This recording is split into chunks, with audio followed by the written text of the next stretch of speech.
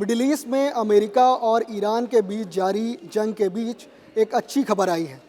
दरअसल खाड़ी देशों ने ईरान के उस मंसूबे पर पानी फेरने का प्लान बना लिया है जिसके ज़रिए वह पूरे गल्फ़ पर बादशाहत कायम करने का मंसूबा पाले हुए था।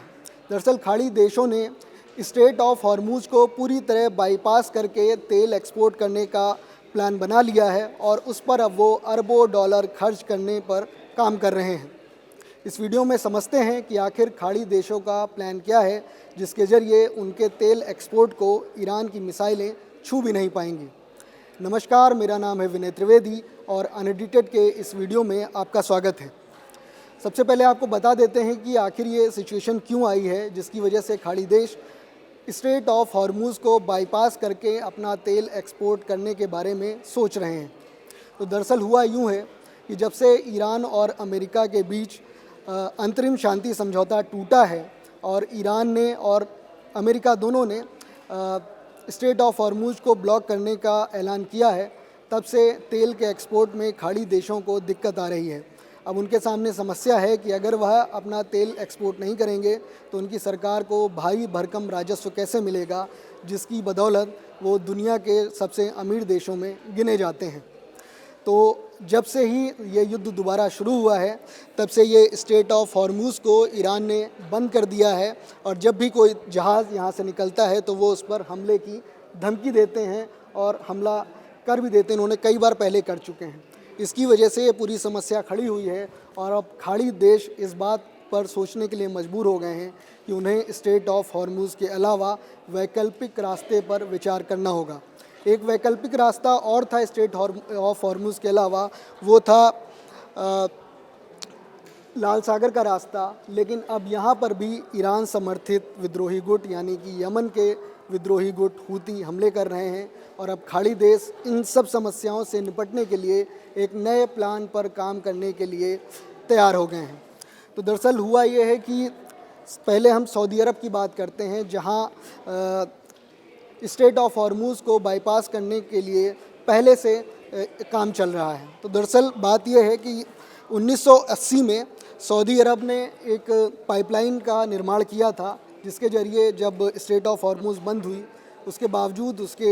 एक्सपोर्ट पर यानी तेल जो वो बाकी दुनिया के देशों को बेचता है उस पर ज़्यादा असर नहीं पड़ा है। दरअसल सऊदी अरब में पूर्व से पश्चिम तक एक पाइपलाइन है और उसके ज़रिए वह तेल एक्सपोर्ट कर रहा है लाल सागर में। ये लाल सागर का मैप आप देख सकते हैं। ये गल्फ़ ऑफ एडन से जो स्ट्रेट जोड़ती है उसके ऊपर आपको लाल सागर दिखेगा और इसके ज़रिए ही वो भूमध्य सागर में और फिर इस स्ट्रेट से होते हुए एशिया के बाकी देशों को तेल बेच रहा है। हालांकि अब एक नई समस्या आई है कि हूती विद्रोहियों ने भी उसके जहाज़ों पर हमला करना शुरू कर दिया है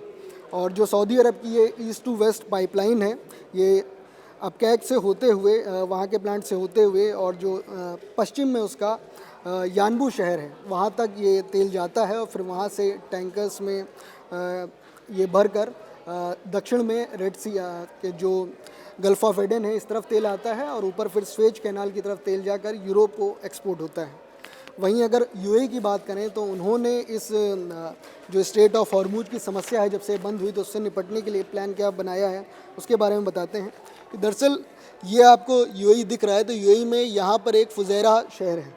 ये स्ट्रेट ऑफ हॉर्मूज़ से करीब 140-45 किलोमीटर दूर है और यहाँ पर एक पाइपलाइन है। तो इसके ज़रिए यूएई पूरी तरह स्ट्रेट ऑफ हॉर्मूज़ को पास कर देता है और यहाँ से अपना एक्सपोर्ट तेल का वो जारी रखे हुए हैं। तो अभी जितना जो इसकी क्षमता है यूएई की इस पाइपलाइन के थ्रू तेल एक्सपोर्ट करने की, भेजने की, तो अभी 35 लाख से 55 लाख बैरल रोज़ाना की है। तो अब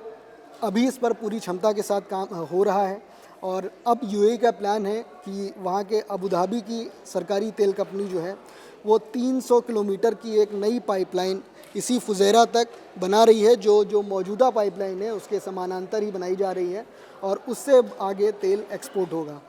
इस प्रोजेक्ट पर यूएई भारी भरकम रकम खर्च कर रहा है, वो करीब 3 अरब अमेरिकी डॉलर यानी अगर भारतीय रुपए में देखें तो 2,89,000 करोड़ भारतीय रुपए वो इस पर खर्च कर रहा है। और उम्मीद है कि जब ये पाइपलाइन, ये प्रोजेक्ट पूरा हो जाएगा तो जो अभी का उनका एक्सपोर्ट है तेल का, उसमें 12 लाख प्रतिदिन का 12 लाख बैरल प्रतिदिन की बढ़ोतरी उसमें हो सकती है। अगर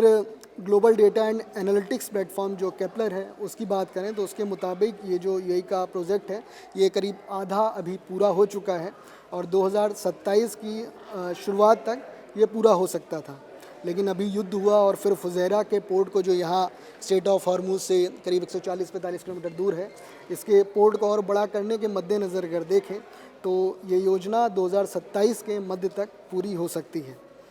तो जब ये पाइपलाइन का काम पूरा हो जाएगा तो ये यूएई के जहाज़ों को जो यहाँ से स्ट्रेट ऑफ हॉर्मुज से निकलते हैं और ईरान उन पर हमले की धमकी देता है और करता भी है, तो अब उसे स्ट्रेट ऑफ हॉर्मुज से निकलने की ज़रूरत नहीं पड़ेगी। ये बात सही है कि जब समुद्र के ज़रिए तेल एक्सपोर्ट होता है तो उसमें खर्च कम आता है, पाइपलाइन के ज़रिए जब तेल ट्रैवल करेगा तो ज़्यादा खर्च आएगा। लेकिन अब जब स्ट्रेट को बंद करने की बात ईरान कर ही रहा है तब ये जोखिम ज़रूर यूएई को उठाना पड़ेगा ज़्यादा लागत का, लेकिन फिर भी उसका तेल का एक्सपोर्ट रुकेगा नहीं।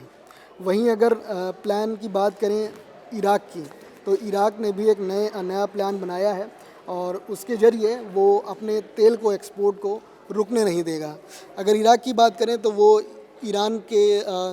पड़ोस में ही है और वही फारस की खाड़ी में आता है और पूरा जो उसका तेल का एक्सपोर्ट था सब स्ट्रेट ऑफ हॉर्मुज के ज़रिए होता था। और इराक की आप ख़ास बात ये जानें कि इराक का जो राजस्व है उसका 90% हिस्सा उसे कच्चा तेल बेचकर ही मिलता है। तो अब इराक के सामने अपनी अर्थव्यवस्था को बनाए रखने के लिए या बहुत ज़रूरी है कि वह नए वैकल्पिक रास्तों की तलाश करे और वो ऐसा कर भी रहे हैं। अब इराक का प्लान अगर आपको बताएं तो इराक ने ये प्लान किया है कि वो तुर्की, सीरिया और जॉर्डन तक नई पाइपलाइन बिछाएगा और इसमें उसकी मदद अमेरिकी कंपनियां करेंगी और इसके ज़रिए फिर वो भूमध्य सागर, लाल सागर और स्वेज कैनाल तक अपना तेल पहुंचाएगा और फिर दुनिया भर में उसको एक्सपोर्ट करेगा। एक सवाल ये भी था कि इसके ज़रिए जब वो भूमध्य सागर में अपना तेल पहुंचाएगा तो एशिया तक तेल कैसे पहुंचेगा, क्योंकि सबसे बड़ा क्राइसिस इस युद्ध की वजह से तेल का है वो एशिया में है, क्योंकि स्ट्रेट ऑफ हॉर्मुज बंद है और इसके और डेड सी के ज़रिए भी जो तेल आता था उस पर हुती विद्रोही हमला कर रहे हैं। तो अब क्या दूसरा रास्ता रहेगा, तो उसका रास्ता यही है कि भूमध्य सागर से अटलांटिक ओशन में तेल के जहाज़ों को जाना पड़ेगा और फिर वहाँ से केप ऑफ गुड होप होते हुए फिर अरब सागर और फिर इंडियन ओशन में जब जहाज़ आएंगे तो उसके ज़रिए एशिया के देशों में, या चीन हो, भारत हो, श्रीलंका हो, साउथ एशिया के जितने भी देश हों उनको तेल मिल पाएगा। तो हम बात कर रहे थे इराक की, इराक का क्या प्लान है। तो दरअसल इराक एक नई पाइपलाइन पर काम कर रहा है जहाँ जो उसका बसरा तेल टर्मिनल है, अभी उससे हर दिन करीब 30 लाख बैरल तेल जो है वो एक्सपोर्ट होता था, लेकिन अब जब ये युद्ध चल रहा है तो उसमें अब मुश्किलें आ रही हैं। तो इराक का प्लान है कि वो पाइपलाइन को तुर्की तक बिछाएगा और वहाँ से फिर भूमध्य सागर के किनारे जो पोर्ट है सेहान पोर्ट, वहाँ तक अपना तेल ले जाएगा और वहाँ से बाकी दुनिया, यूरोप और बाकी देशों में बेचेगा। इसके अलावा एक और प्लान है इराक का कि वह इस पाइपलाइन की ब्रांच एक सीरिया में भी ले जाएगा और वो भूमध्य सागर में मौजूद पोर्ट बनियास पोर्ट तक जाएगी और इसके ज़रिए करीब 20 लाख बैरल तेल हर दिन वह पहुंचा सकेगा। और इस पर भी जो मुहर लगाई है वो अमेरिकी विदेशी विभाग की तरफ से लगी है। उनका मानना है कि जब ये पाइपलाइन बन जाएगी तो जैसे कि अभी ये तेल सप्लाई की एक अहम चोक पॉइंट ये माना जाता है स्ट्रेट ऑफ हॉर्मुज, तब ये जो पाइपलाइन है इराक की वह हो सकती है, क्योंकि उससे हर दिन 20 लाख बैरल तेल एक्सपोर्ट हो सकेगा। इसके अलावा इराकी सरकार का एक और प्लान है। उन्होंने अपने पड़ोसी देश जॉर्डन से भी बात की है और लंबे समय से उनके बीच में एक प्रोजेक्ट को लेकर बात चल रही थी कि क्रूड ऑयल को रेड सी तक पहुंचाया जाए, स्वेज कैनाल तक पहुंचाया जाए। तो उसको लेकर भी अब बातचीत शुरू हो गई है। दोनों देशों के अधिकारियों ने बात की है और अब उस पाइपलाइन पर वो तेज़ी से काम करने के लिए राज़ी हो गए हैं। ऐसे में अब सवाल है कि अगर ये पाइपलाइन यूएई अपने देश में, इराक अपने देश में और बल्कि वो सीरिया, तुर्की और जॉर्डन तक फैला लेता है तो क्या इससे स्ट्रेट ऑफ हॉर्मुज को लेकर जो भी बादशाहत थी या इसका जो महत्व था वो पूरी तरह कम हो जाएगा, या इसका महत्व ईरान के लिए बाद में भी रहेगा। तो उसके बारे में बता देते हैं कि ये जो प्रोजेक्ट चल रहे हैं अभी खाड़ी देशों में पाइपलाइन के, तो अगले साल तक अगर माने तो करीब 3.8 मिलियन बैरल प्रतिदिन इसके ज़रिए तेल जो है एक्सपोर्ट हो सकेगा पहुंच सकेगा पोर्ट्स तक, जिसको आगे दूसरे देशों तक भेजा जा सकेगा। वहीं अगर 2028 के आखिर की बात करें तो हर दिन 73 लाख बैरल तेल जो है इसके ज़रिए पहुंचाया जा सकेगा पोर्ट तक। तो जो अभी 23 मिलियन बैरल जो तेल एक्सपोर्ट होता था इन खाड़ी देशों से, उसका करीब 60% हिस्सा वो इन पाइपलाइन के ज़रिए एक्सपोर्ट कर सकेंगे और उसमें अब उन्हें स्ट्रेट ऑफ हॉर्मुज़ की ज़रूरत नहीं पड़ेगी। ईरान जो धमकियां लगातार देता है कि हम स्ट्रेट से किसी को निकलने नहीं देंगे, निकलेगा तो उससे टैक्स लेंगे, तो उन धमकियों से अब ये सारे देश बच जाएंगे। इसके अलावा एक और समस्या सऊदी अरब के सामने है, जो पाइपलाइन के थ्रू ऑलरेडी अपना तेल एक्सपोर्ट कर रहा है। तो वो अभी क्या करता है कि अपना तेल यानबू शहर तक लाता है और उसके बाद वो तेल एक्सपोर्ट करता है। तो अब जब हमले हो रहे हैं हूती विद्रोही की तरफ से, तो वो ऐसा कर सकता है कि वो बड़े टैंकर के जरिए स्वेज़ नहर की तरफ अपना तेल ले जाए और फिर वहाँ से एक्सपोर्ट करना शुरू कर दे। हालांकि इसके स्वेज़ नहर से भी जब तेल एक्सपोर्ट होगा तो उसमें एक समस्या छोटी सी ये है कि उसमें बड़े टैंकर नहीं आ सकते हैं, और जो बड़े टैंकर हैं 20 लाख बैरल तेल जो ले जा सकते हैं अब शिप पर, वो लंबी दूरी तक, यानी जो अगर केप ऑफ गुड होप से घूमते हुए वो एशिया तक जाते हैं, तो उसमें यही जो शिप हैं, टैंकर हैं, वही सबसे ज़्यादा किफ़ायती होती हैं, उन्हीं का इस्तेमाल खाड़ी देश करते हैं। हालांकि एक छोटी समस्या है, इससे खाड़ी देश कैसे निपटेंगे वो उनके सामने एक नई तरह की चुनौती होगी। अब आखिर में बात कर लेते हैं कि क्या अगर पाइपलाइन बिछ जाएगी और स्ट्रेट ऑफ हॉर्मुज़ से तेल एक्सपोर्ट नहीं करते हैं खाड़ी देश, तो क्या तब भी वो अपने तेल को, अपने टैंकर्स को हमले से बचा पाएंगे? क्या ईरान और जो उसका समर्थित गुट जो यमन में है, हूती विद्रोही, क्या इन खाड़ी देशों के तेल पर हमला नहीं कर पाएंगे? तो इसका जवाब नहीं है, क्योंकि